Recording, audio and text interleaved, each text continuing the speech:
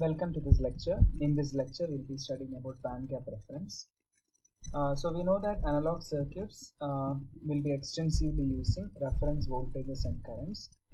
And when we say band gap reference, it is nothing but a constant reference voltage which is independent of temperature. So when we say independent of temperature, band gap reference is BGR. The response what we are expecting from a BGR is voltage versus temperature. It should be constant. It should be independent of temperature. As temperature varies, the voltage should not vary. Why we are worried about temperature is because we know that the most of the ICs which we use will be working in different temperature range, and we know that industry standard is from -40 to 120, and even within an IC temperature may vary.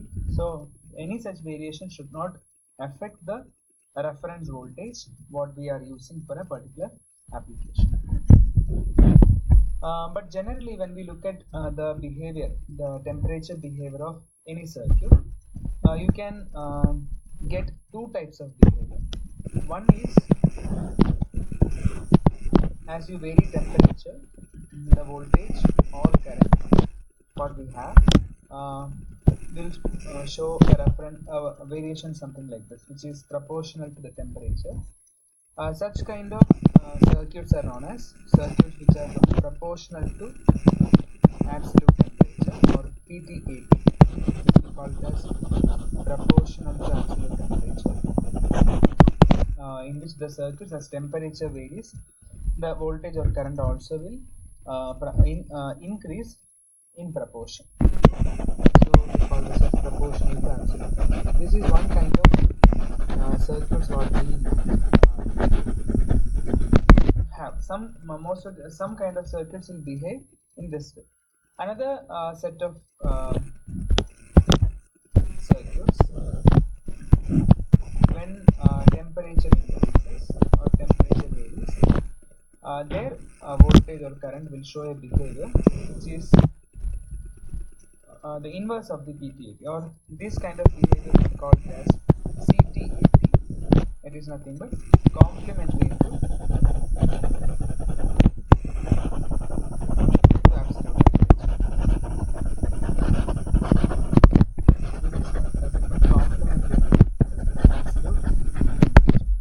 So we are talking about reference voltage which is independent of absolute temperature or temperature.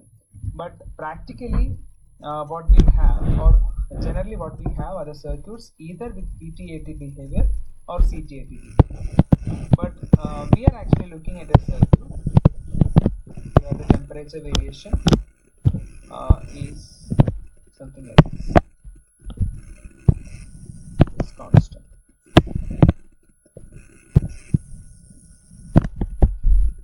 So this kind of circuits are usually not available. If it was available, then we would have used it for the reference. But since it is not available, we may need to find ways to generate such voltages. So one method to generate a standard reference voltage which is independent of temperature is to combine this PTAT and CTAT together. But if we combine any CTAT and any PTAT, which is proportional to absolute temperature, will not give you a constant reference voltage here. You will not get a reference voltage which will be constant with respect to temperature. Why? Why? Because if you look at the graphs of PTAT and CTAT, when you combine these two graphs, you will get a constant value only if the slopes of the graphs are same. If the slopes, if you have same slope, then when you combine, you will get a constant reference voltage. Or simply by looking at this, you can understand this. So this is the temperature and this is the voltage graph. So here if you have variation from this point to this one, say this is 0.5 and 1, and so that is your PT80 and your CT80, and I represent using another color CT80 this. That is also varying from 1 to 0.5. In this case, you will get a constant reference voltage somewhere around here, that will be 0.5. But this is not the case always because